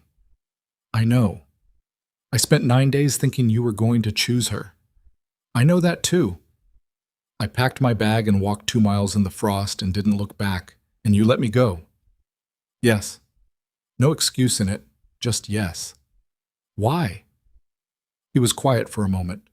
The horse shifted at the fence behind him. "Because I didn't know how to ask someone to stay," he said. "I haven't done that before. Claire and we were young. Things were decided by other people, and we agreed to them, and it worked, and then she was gone, and He stopped, reorganized. "I didn't know how to be the one who asked. I didn't know if I had the right to." "You had the right," she said. "You just had to use it." "I know that now." She looked at him for another long moment. She thought about the things she had told herself on the walk back to Ruth's, the thing about not waiting for other people to decide her worth. She had been right about that. It was still true. She was not going to take it back just because he was standing in the garden looking honest and tired and a little afraid. But there was something else that was also true, that she had been keeping in the part of herself she did not examine too closely, and that was this. She had wanted him to come. Not to be rescued, not to be chosen the way a thing is chosen when it has no say in the matter, but to be seen clearly by someone who knew what he was looking at, and to have him decide with full information and no confusion about the alternatives that she was the person he wanted to be across the table from. That was what he was offering, imperfectly, with all the awkwardness of a man who had never done it before, and 9 days late, and with no guarantee of anything except that he meant it. She had been promised smoother things by someone who had meant them less. "The girls," she said, "have they eaten properly?" Something moved through his face, relief, and something that was not quite a smile but was adjacent to it. Francis says not really. Clara's been going to the garden? Every morning, just standing there. Maeve closed her eyes briefly. When she opened them, he was still there. "I'm not coming back as the hired help," she said. "I need you to understand that. What I'm asking about isn't the arrangement. That's done." "I know," he said. "That's not what I'm asking." "Then what are you asking?" "Exactly. Say it plainly." He looked at her, and the calculation she could sometimes see in his face when he was working something out was gone, and what was underneath it was just the plain, undefended version. "I'm asking you to come back and stay," he said. "Not for the season. Not until something else comes along. I'm asking you to let this be the thing, if you want it to be." The garden was quiet. The frost was almost off the ground now, the soil darkening as the sun got higher. Behind Maeve, the bourbon rose cutting she had given to Ruth and grown on from the Callan garden sat in its pot in the window, a small flourishing thing, more alive than it had any right to be in November. She thought about what she had told Clara in the East Garden, about cutting things back hard so the plant could put its energy into the roots, about how it looked like nothing afterward, like bare sticks, like loss, like the whole project was over, and how that was necessary, and how spring always told you whether you had done it right. She picked up the trowel from the edge of the bed. She turned it in her hands once and set it back down. "I'll need to tell Ruth," she said. He went very still. "She'll want to know where I'm going," Maeve said, "and I'll need to gather my things, which will take some time because I've accumulated more than I came with." She paused, "And I want it understood that I'm coming back for all of it. The girls, the garden, the accounts, the table in the evening, and not any one part without the others." "Understood," he said. His voice had changed, the way voices change when tension leaves them, quieter, with more room in it. "And you're going to have to do better at the thing you just did," she said, saying things, "before they become problems." "That's probably going to take time," he said, with honesty that she respected more than a confident promise would have been. "I have time," she said. She said it simply, the way you say things that are true without needing to perform them, and he looked at her with that still level attention that she had learned, over the weeks at the ranch, was his version of being completely present. The morning had warmed enough that the last of the frost was gone from the garden beds. The soil looked dark and receptive, the way soil looks when it has been properly prepared, ready for what comes next, holding itself open. "I'll wait," he said. "While you tell Ruth?" "It might take a while. She's going to have opinions." "I'll wait," he said again. She went inside. Ruth was at the kitchen table, which meant she had seen everything through the window and was now performing the act of having been in the kitchen the whole time doing other things. Maeve stood in the doorway. "Well?" Ruth said, not looking up from what she was pretending to read.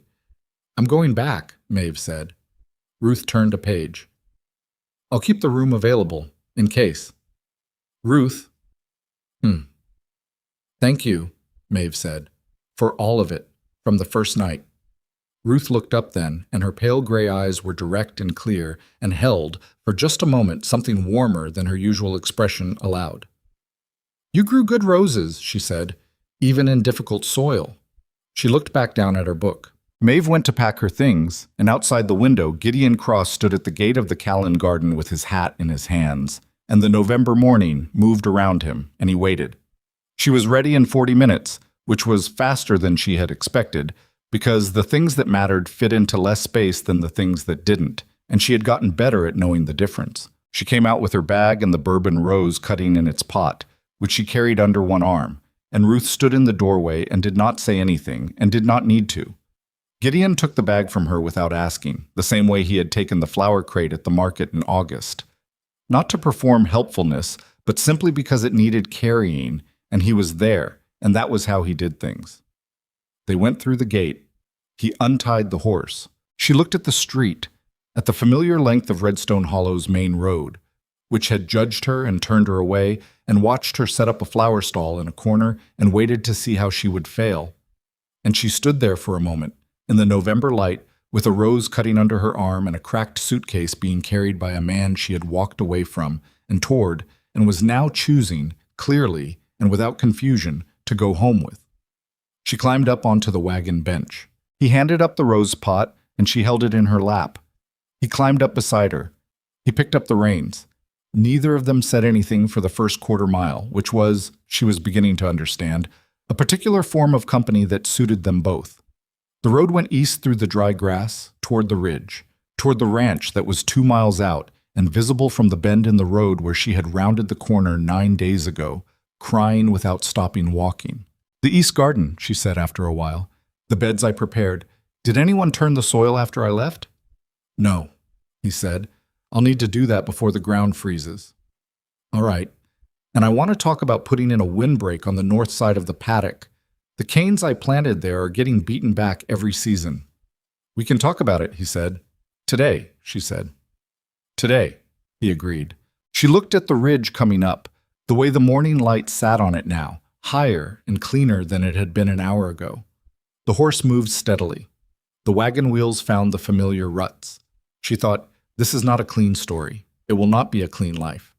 There would be more mornings that required difficult honesty, more evenings where the right thing was not obvious, more times when one of them would hold back when they shouldn't and the other would have to wait. There would be days when the girls were impossible, and days when the garden failed, and days when the accounts didn't balance and none of it would arrange itself into anything that looked simple or certain from the outside. But she had the rose cutting in her lap, and the soil in the east garden was ready, and 2 miles ahead there were 2 7-year-olds who had chosen her in the middle of a crowded market square before anyone else had thought to. And that was not nothing. That was, in fact, everything that mattered.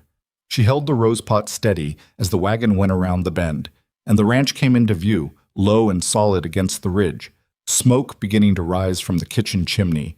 And somewhere inside it, she knew, Clara and Lucy were waiting, and the morning was still young, and there was a great deal of work to be done. They heard the wagon before they saw it. Lucy heard it first. She always heard things first. That was simply how she was built, with some internal antenna calibrated to sounds that mattered. And she was off the porch steps and running down the front path before Frances could say a word about it. Clara was 3 steps behind her, which was unusual because Clara was generally the one who held back, who waited to confirm a thing before she let herself react to it. Not this time. This time she ran. Maeve saw them coming from the wagon bench and felt something in her chest. Do something she did not have a clean word for. Not relief exactly, not happiness exactly, but some compound of both that was larger than either.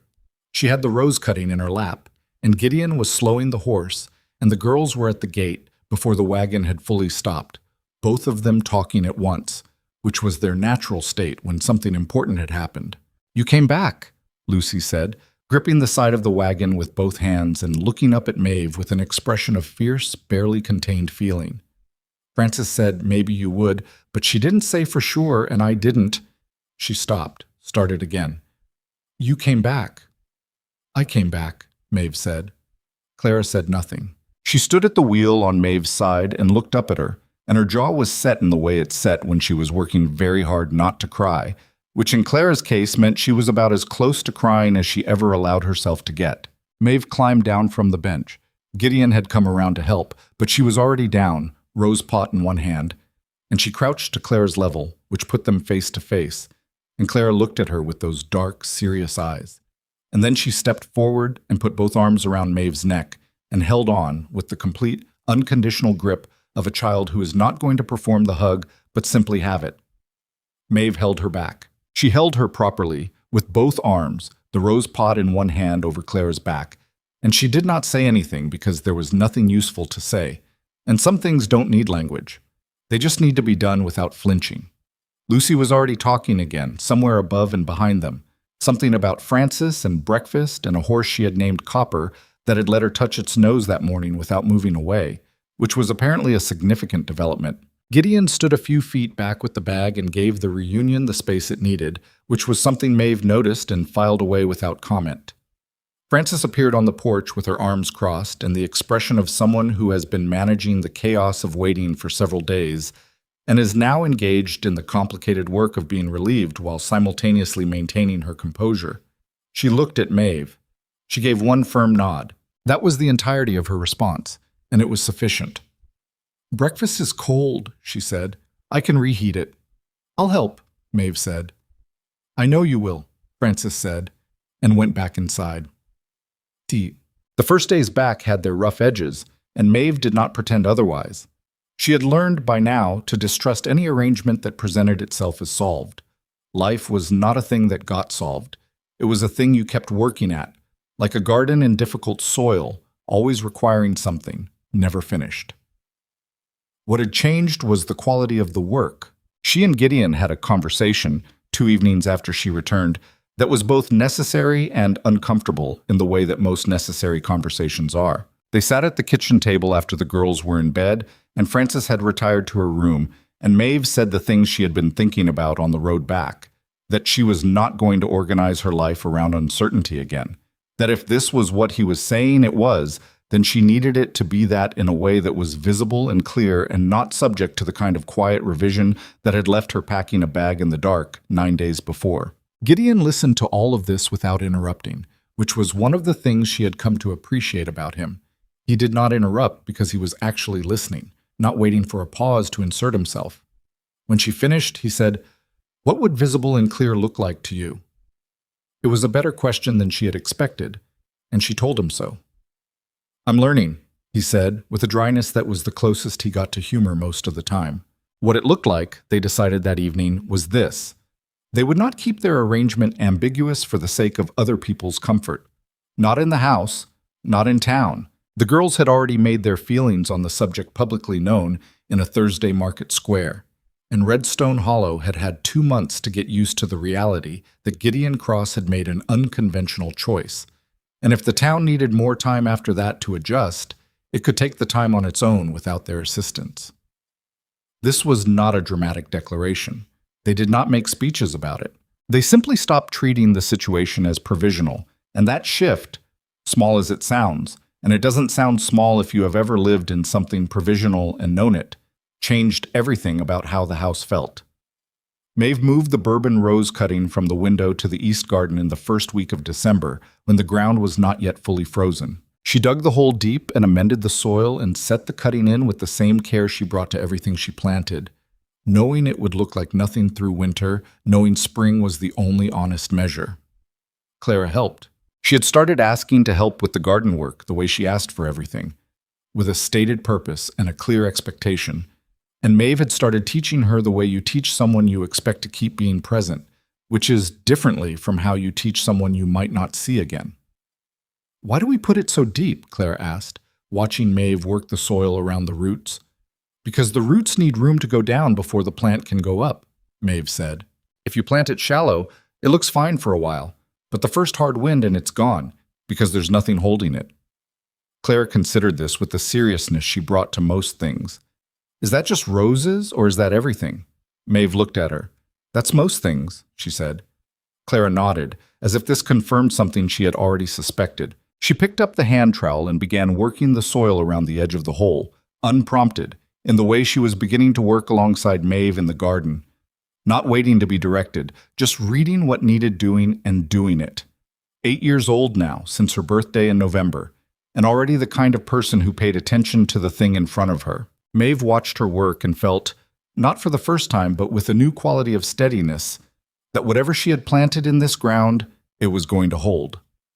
The town's opinion did not change all at once. That was not how towns worked, and Maeve had been living in Redstone Hollow long enough by now to understand its rhythms, the way it processed new information slowly, through the market, and the dry goods store, and the conversations that happened on front porches and over back fences, opinion shifting not because anyone decided to change their mind, but because the evidence kept accumulating until the original position became harder to maintain than simply updating. What accumulated was this: Maeve at market every Thursday, the same corner, the same tins, more flowers than the previous season because the East Garden was producing properly now, and she had expanded into the adjacent bed. Maeve at the general store with a straightforwardness that did not apologize for itself. Maeve at the rare social occasions she attended with Gideon, which were not many because neither of them was a person who sought large company, but enough to be seen and counted. Dorothea Vance came to the market stall in January and bought 6 stems of the winter roses, a deep red variety that came from a cold, hardy cutting Maeve had sourced from a nursery in the north before the season ended, and said, with the careful precision of someone revising a position they have held publicly and are not quite ready to fully abandon, "These are the best roses in the territory, I imagine." "Thank you," Maeve said. "You've worked hard," Dorothea said. It sounded like it cost her something. "I have," Maeve agreed. Dorothea looked at her for a moment with that expression she sometimes wore, the one that was working out what category Maeve fit in, and finding that the available categories kept not quite fitting. "My daughter is getting married in the spring," she said. "I'll need flowers, a lot of them." "Tell me what you're thinking," Maeve said.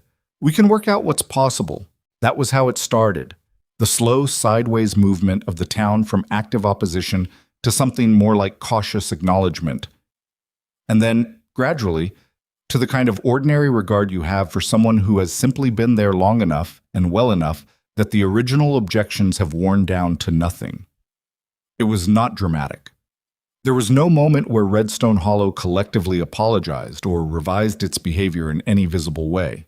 It just became by degrees a place where Maeve Rowan, or Maeve Cross, as she would become, was known and counted, and nobody felt the need to say much about it anymore, which was as close to acceptance as small frontier towns generally got, and which was, she had decided, enough. Bessie told her, in February, that she'd heard 2 women at the church social say that Gideon Cross had done well for himself. "I thought you'd want to know," Bessie said, with a satisfaction that was largely on Maeve's behalf. "How things change," Maeve said.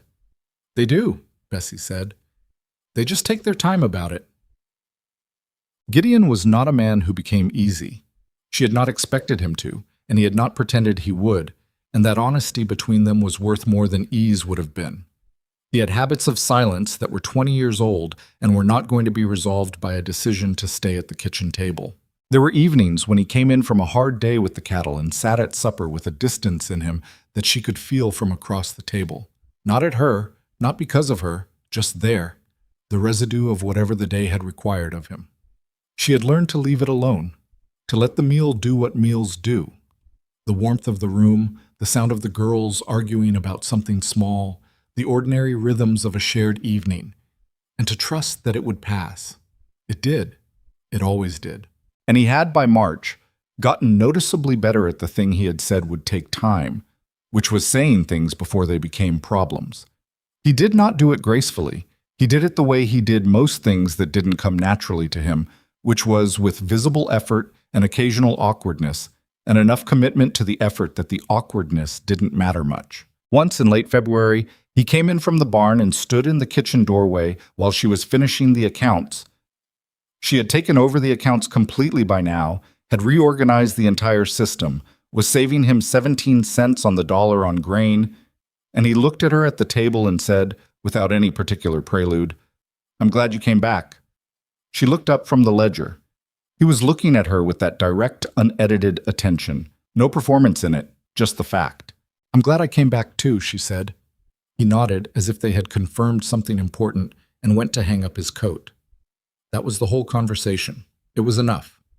What she had not anticipated, what she could not have planned for, because it was not the kind of thing you plan for, was the way the 4 of them became a unit that had its own specific gravity. Not a family in the arranged, tidy sense, not something that had been designed or agreed to in advance, but something that had accumulated out of thousands of small, ordinary moments until it had enough weight to be real. Lucy decided in February that she was going to learn to grow things, not roses specifically. Lucy's attention was too fast for roses, which required patience, but vegetables, the kind that produced quickly and dramatically and gave her results she could eat. Maeve gave her a bed in the west corner of the east garden and let her plant what she wanted and make her own mistakes, intervening only when something was going to die that didn't need to. Lucy lost 2 rows of radishes to overwatering, mourned them with an intensity she did not try to hide, and planted them again. Clara became, by spring, genuinely useful in the garden, not helping in the way children help when they are present, but not quite paying attention. Genuinely useful, understanding which work needed doing before being told, developing her own opinions about the rose varieties and expressing them with the directness that was simply how Clara moved through the world. She liked the old varieties best, the ones with complicated flowers and strong scent, the ones that were harder to grow. She had her mother's taste in that, Gideon said once, quietly, one morning when they were all in the garden together and Clara was inspecting a damask cutting with the focused attention of a person who knows what they are looking at. Maeve looked at him when he said it. He was looking at Clara with an expression that held grief and love so close together they were nearly the same thing, and she understood in that moment that Claire, the woman she had never known, whose roses had been neglected and whose daughters were growing up without her, was not someone who was going to stop being present in this house, and that this was not a problem to be managed, but simply a truth to be held. She reached over and put her hand briefly on Gideon's arm, and he put his hand over hers for a moment without looking away from his daughter. They did not need to say anything. Some things don't require language.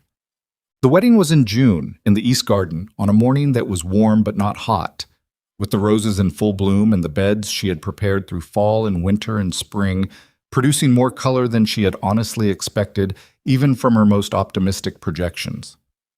The bourbon rose from Ruth's cutting had taken completely, and it was blooming for the first time. Deep pink, heavy-petaled, the scent of it filling the air around the east side of the house. It was not a large wedding. Neither of them wanted a large wedding.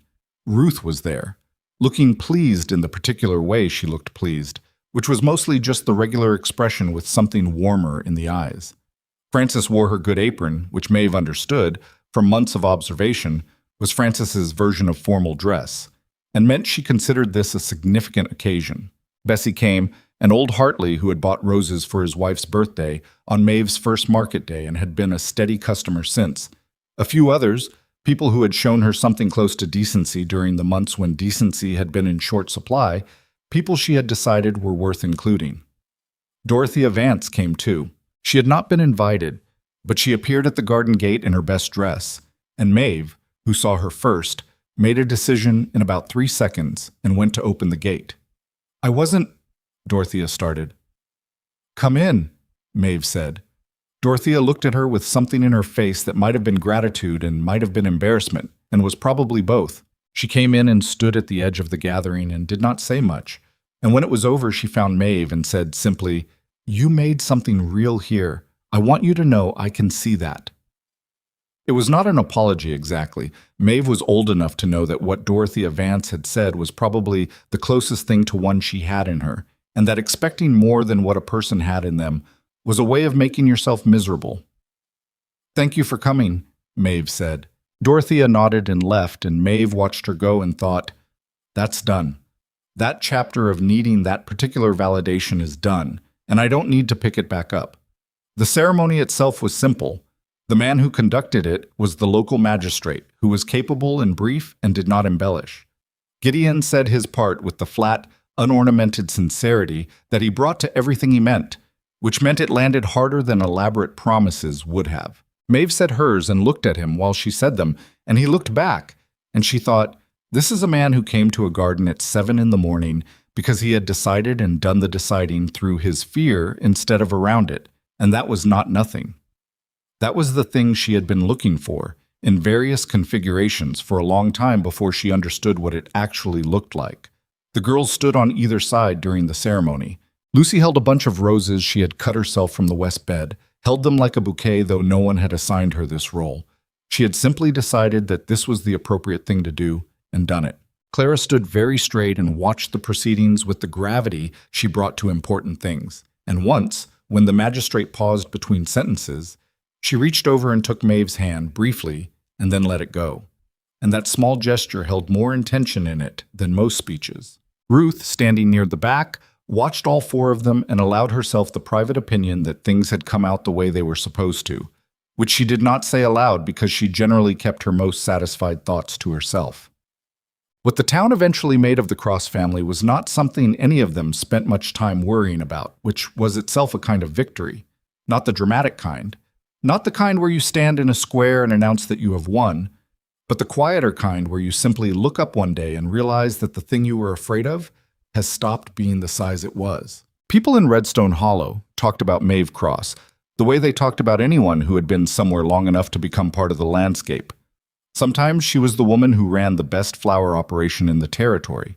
Sometimes she was Gideon Cross's wife, which she had no objection to being since he was Maeve Cross's husband by the same logic, and she had made sure he understood that. Sometimes she was just herself.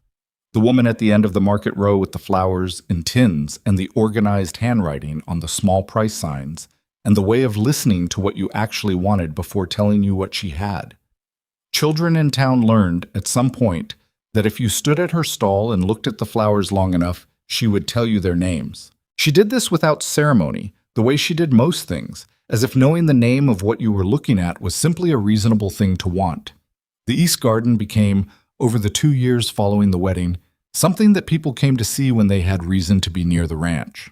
Not a tourist attraction, nothing as formal as that, but word spread in the way word spreads in small places, and occasionally someone's wife would mention to her husband that the Cross Roses were supposed to be something, and they would find a reason to drive past on the Ridge Road and look over the fence at the color that ran along the east side of the house from June to October. Deep reds, pale pinks, the orange-pink Maeve still had no perfect name for, the heavy damask that Clara had claimed as her particular favorite and which bloomed late in the season when most other things were already fading. Clara had a bed of her own by then, a small one in the far corner that she managed entirely herself, that had its own set of experiments running in it. Varieties she had read about in a catalog Maeve had ordered from a grower in the east. Things that might or might not work in this climate, this soil, with this much wind off the ridge. She kept a notebook. She wrote down what she tried and what happened and what she would do differently next time. She was 9 years old and she was keeping records, which Maeve found both deeply funny and deeply characteristic. Lucy's vegetable bed had expanded twice. She had stopped losing crops to overwatering and started losing them instead to her own ambition, trying to grow things that required more heat than they had, more water than the season provided, more patience than she possessed. And Maeve let her do it because the kind of gardener Lucy was going to become needed to learn her own limits by exceeding them, and there was no other way. Gideon said, one evening in the second summer, watching Lucy carry water to a row of tomatoes that were probably not going to make it. She doesn't give up. No, Maeve said. She gets that from someone, he said, and looked at Maeve with that level attention. She gets it from herself, Maeve said. I just didn't discourage it. He looked at her for a moment longer. There's more to it than that, he said. She did not argue the point because he was probably right, and she had learned by now that when Gideon Cross said something was true, he had generally been thinking about it long enough to be sure. The thing she had not expected, and which no one could have told her to expect, was how it felt to belong to a place by building it rather than finding it. She had grown up in a place she belonged to by birthright, and she had been removed from it, and had discovered that birthright was a fragile kind of belonging, contingent on everyone agreeing to honor it, and therefore contingent on everyone, which meant that a few people deciding to withdraw consent could revoke the whole thing. She had not understood this while she had it. You rarely understand the nature of the ground beneath you until you are standing somewhere else looking back. What she had in Redstone Hollow was different. It was not given to her. It was not inherited. Nobody owed it to her by the fact of her presence, and nobody could take it away by revising their opinion because it had not come from their opinion in the first place. It had come from a flower stall in the corner of a market, from 3 days of pruning someone else's neglected roses, from 6 weeks of Thursdays and a cracked suitcase and the deliberate decision to show up regardless of whether showing up was comfortable. It had come from 2 7-year-old girls who had decided, without having any authority to decide anything, that she was the person they wanted to bring home with them. And from a man who had come to a garden at 7 in the morning because he had been wrong and needed to say so, and was going to say it even if he didn't know exactly how.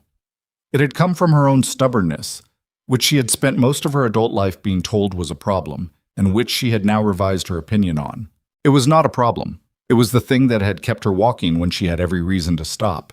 She thought about this sometimes in the mornings, in the East Garden, in the early light before the house was fully awake, when the roses were in bloom and the air had that particular June quality, warm but not yet heavy, clear in a way that wouldn't last past 10. And she was doing the ordinary work of tending things, the cutting and the feeding and the watching for whatever needed attention. It was not a romantic thought, and she did not indulge it in a romantic way. It was just something she had come to understand the way you understand things that arrive through accumulation rather than revelation, slowly, incompletely, with the recognition that you still don't have the whole picture and probably never will. Family is not something you receive. That was the understanding. It was not bestowed on you by the fact of blood or geography or a ceremony. It was something you built out of accumulated ordinary days, out of decisions made when it would have been easier not to make them, out of the specific willingness to keep showing up for people when staying was harder than leaving.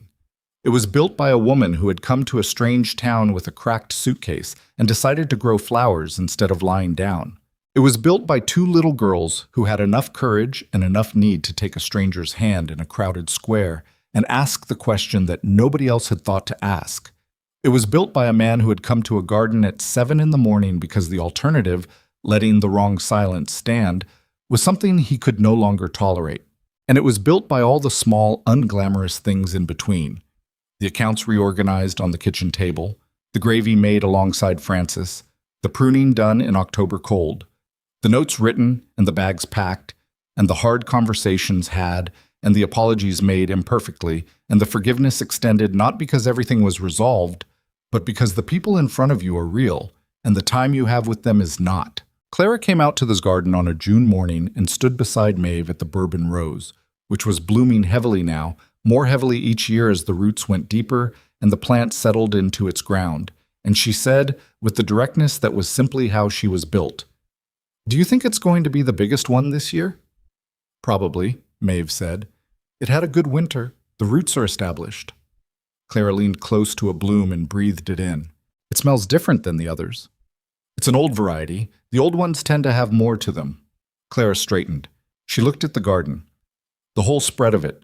The colors running along the fence, the beds her father had helped extend in the spring, her own small corner with its experimental rows. She looked at it the way a person looks at something they have watched be built and know to be partly theirs. "Maeve," she said. "I'm glad you didn't leave," she said. Not for the first time. She had said it before, in various forms, at various moments. But this time she said it with a quality of settled sureness, the way you say things you have been thinking about for long enough that they have stopped being urgent and become simply true. Maeve looked at her. This girl who had taken her hand at a flower stall in August, who had stood very straight at a June wedding with her hand briefly over Maeve's, who was now 9 years old and keeping records of rose varieties in a notebook she took very seriously. "Me too," Maeve said. Clara nodded, satisfied, and went back to her own bed to check on the late-blooming variety she had planted in April and which was just beginning to show color along the cane tips, a dark, promising red, still mostly closed, getting ready to open when it was ready and not before. Inside the house, Lucy was already audibly present in the kitchen, conducting a conversation with Francis that Francis was responding to with the patient brevity she deployed when Lucy was being particularly Lucy. Gideon would be out at the south fence this morning and back by noon, and at the table tonight the way he was most nights now, present in the full sense of the word. The distance in him something that had not disappeared but had been given company, which made it smaller and less defining than it had been. The morning was warm. The roses were in bloom. The town of Redstone Hollow was going about its ordinary Thursday business, and in its far corner by the grain stall, Maeve's market stall would be set up in 2 hours with the week's cutting, the tins of water, the handwritten signs, the smell of it carrying further than any other stall in the row. People would stop. Some because they always stopped, because it had become a habit. Some because it was the kind of thing you stopped at, color and scent, in a place that was otherwise mostly practical. Some because they had heard about the cross roses and wanted to see for themselves whether the talk was true. It was true.